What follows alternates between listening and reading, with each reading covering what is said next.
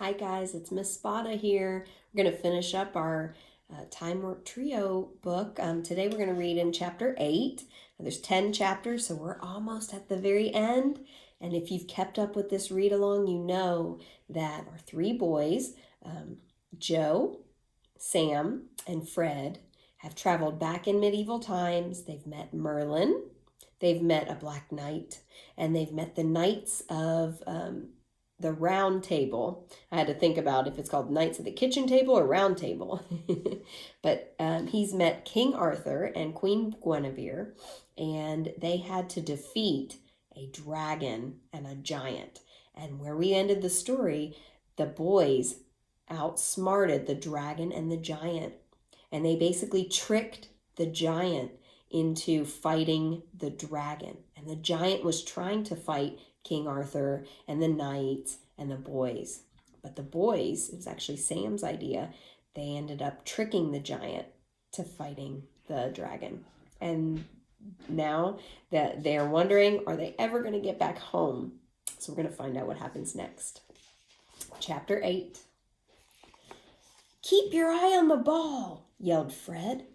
"Choke up a little. Follow through. Meet the ball. Don't try to kill it. Just meet the ball. Ready?" What sport do you think they're playing, or what do you think they're doing?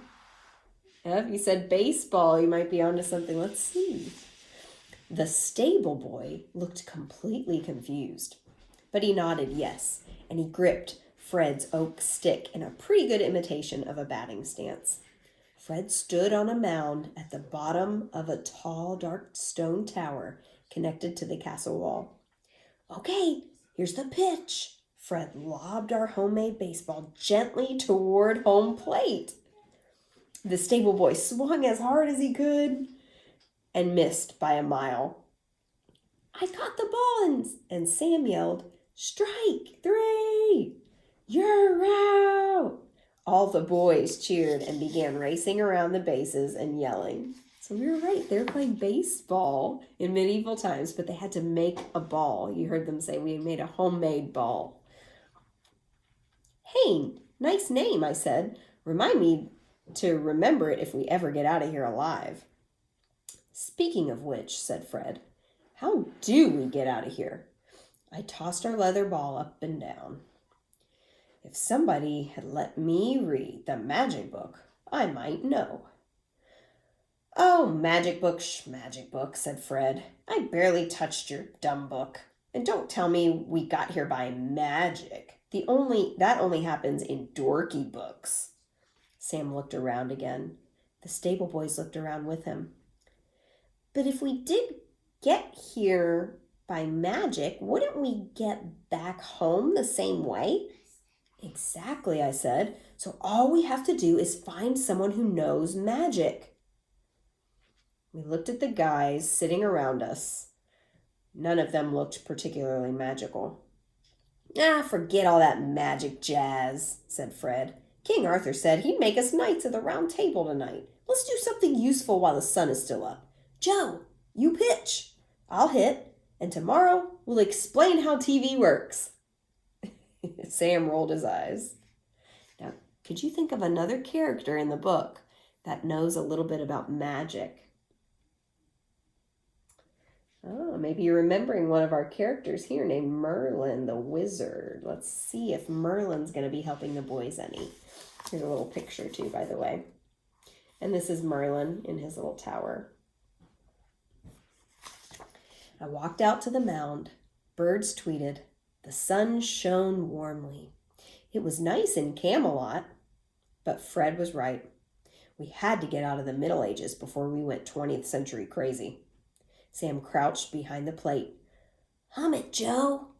I wound up and fired my best fastball down the middle.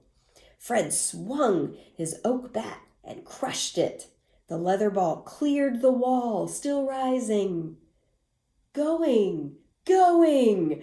And then it disappeared through one of the tiny windows in the dark tower. We heard crash of breaking glass.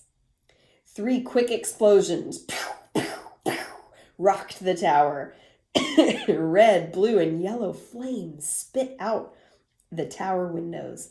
The flames circled the tower, formed a cloud, and rained purple snakes, white stars, red dragons, and 100 different weird and glowing shapes that dissolved as they hit the ground. Magic, gasped Sam. Who dares disturb my work?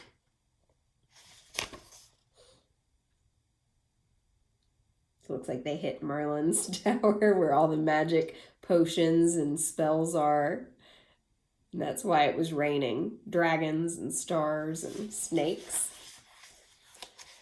That voice boomed and filled the air. Merlin, gasped the stable boys, and they were gone. Omnia uber sub ubi, boomed the voice again. Show yourselves, demons of destruction, and feel the wrath of Merlin. The cloud began to disappear. Fred, Sam, and I looked at each other. We knew instantly what we had to do. We ran. Why do you think they ran? That's right. Have you ever done that? Let's make a connection to you in this book. Have you ever thought, oh, I'm going to get in trouble, I'm out of here. And you've gone before you could stick around to see what happens. I think that's what the boys just did here too. So that's chapter 8. I'm going to probably keep going to chapter 9 because it's short. Chapter 9. Fred, Sam, and I knelt before King Arthur in the great hall. He couldn't get us home, so he figured the least he could do was make us knights of the Round Table. King Arthur tapped each of us on the shoulders with the flat of his sword, Excalibur. Don't forget, that's King Arthur. The name of King Arthur's sword is called Excalibur. There's a cute Disney movie about it called The Sword and the Stone, where you learn about King Arthur and how he uses Excalibur, the sword. Queen Guinevere and the knights looked on. I hereby dub thee Knights of the Round Table. Rise, Sir Fred, the awesome. Rise, Sir Sam, the unusual. Rise, Sir Joe, the magnificent. The assembled knights raised their swords, and they cheered. Bring our newest knights their armor. 3 squires staggered forward, loaded with swords, shields, and a coat of mail for each of us. Fred's eyes lit up. Armor, swords, this Middle Ages stuff might be okay after all. Then Merlin appeared. He was wearing his robe, whispering in King Arthur's ear, and holding our leather baseball. Look at his face. We're sunk now, said Sam. He's history, said Fred. If he even comes near us, I'll run him through with my new sword. Don't say anything, I said. Pretend you never heard of a baseball. King Arthur nodded. Merlin shuffled up and looked us over with those piercing green eyes once more. Since you enchanters arrived, he said, I couldn't but think you were of a time or place I have not seen before. Nope, we never heard of a baseball before either, said Fred. Sam groaned. Ugh, you dummy! Why don't you just throw us under the dungeon yourself? Shh, guys, be quiet for a minute, you guys. Let Mr. Merlin talk. He was, or is, one of the greatest magicians who ever lived. Merlin bowed his thanks to me and continued. When this leather sphere magically appeared to me this afternoon, I remembered. This sphere appears in a very old and very strange book. Even I know not whence this book came. Perhaps you know something of its secret. Now, what do you think he's talking about, a book? Remember back in the story how they got here in the first place. Think about that. And with that, Merlin produced from his robe a thin blue book. A book such a dark, dark blue that it looked black, like the sky at night. It had gold stars and moons along the back edge and twisting silver designs on the front and back that looked like writing from a long time ago. Before any of us could say a word, Merlin opened the book to a picture of 3 guys sitting around a kitchen table looking at a baseball. A familiar pale green mist began to swirl around the feet of Merlin, King Arthur, and Queen Guinevere. Everyone oohed and ahed, thinking it was another magic trick. Merlin smiled. The mist rose, covering all. Prediction, what do you think is happening? The book is opened. All right, you think they may be going back home. Why are you thinking that? You're remembering the beginning of the book. In the beginning of the book, the way that they got to the medieval times in the first place, to Camelot, was because they opened the book and they talked about going to the medieval time, and the book transformed them there. So let's see where they're going to end up in chapter 10. We're going to stop there, and I'll finish. Oh, you know what? I'm going to finish chapter 10 right now, actually, because it's only a couple of pages. Here we go, the very ending. You ready? If you need to pause and take a break, you can. Chapter 10, the last chapter. And Joseph Arthur, you can just march right outside with that smoke bomb and smoke yourself silly with these dumb magic tricks, because I have had enough. Do you hear me? The mist slowly melted. We were sitting back at the kitchen table as if we'd never left. Mom scooped up an armful of wrapping paper and stormed out of the room, muttering, "Joe the Magnificent, my foot. Joe the Brainless is more like it. Joe the totally irresponsible. A fog machine disguised as a book. Why, there ought to be a law. What kind of gift is that to give a young boy?" Neither Fred nor Sam nor I moved a muscle. No one made a sound until I said, "Merlin?" "Black Knight?" answered Fred. "Bleob and Smog?" said Sam. The 3 of us looked at each other. We looked at the book in my hand, the baseball on the table, then back at each other. Fred shook his head. "No way. That stuff couldn't be for real." "I'm not so sure," said Sam, wiping the last of the mist off his glasses. I wasn't so sure myself. Then I put my hand in my pocket. I felt something, and I pulled it out. It was a card from an old deck with all sorts of crazy pictures in it. I held it up. "Queen Guinevere's magician card," said Sam. "Joe, promise us you're not going to wish for anything again," said Fred. I looked carefully at the twisted silver designs and the pattern of the gold stars and moons on the night blue book. For a split second, it seemed like I could read what they said. "I won't," I promised. "Well, at least not until I've read the book." And that's how our story ends. So did the 3 boys make it back okay? That's right, they make it back, and their mom's in the middle of scolding them, or actually scolding Joe's uncle because she doesn't like the gift he got Joe. And the boys say, "Please don't wish for anything else again, Joe. Not right now. We're done with this adventure for now."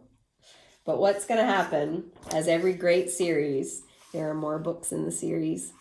So the next ones that I have are number 2, one of my favorites, Time Warp Trio and the Not So Jolly Roger. Now, if you go to the Time Warp Trio website, which I have posted on Google Classroom, there are games, there are Meet the Characters where you can learn about Blackbeard. This guy's name is Blackbeard, and he's a famous pirate. And the boys go back in time to see Blackbeard. One of the funny things, they pull a quarter out of his ear and he thinks they can pull gold coins out of the thin air like they're magicians, so he likes them. And I hope I didn't give too much away there, but it's a good book. It's really funny, cute book.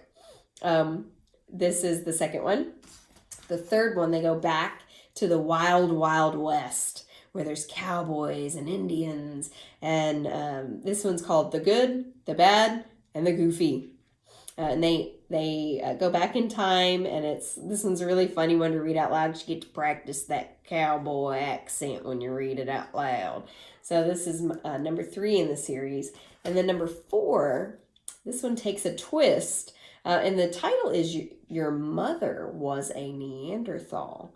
But you're going to meet an unusual character that pops up in this book, the 4th one, where they travel back to prehistoric times and they meet cavemen. There may be a saber-toothed tiger in there. Cave women. It is a funny one too, especially because me talk like this in book, kind of like my Smaug voice. That other characters in this story talk like that, and it's really funny. So this is the 4th one in the series, and they have a lot more. So if you like these books, this might be something you want to get into over the summer and read some more. I love this series. The 3 boys stay the same in all of them. It's just the other characters and the places they go. There's even one where they travel in the future. I've always wanted to read that one, but I've never gotten a chance. So I hope you enjoyed our read aloud. I have a lot of these books at school. And so, if there's any way I could get it to you over the summer, just try to let me know, and I can let you borrow one over the summer. Otherwise, you could probably find them online. I know I bought this one off of Amazon, brand new, for $6, because my other one was so old. The pages are falling out of it because I've read it so much, and it's just kind of worn down. So not too bad for $6 off of Amazon, but... All right, guys, I hope you enjoyed it. I loved reading it to you, and I hope you like this action, adventure, fantasy series.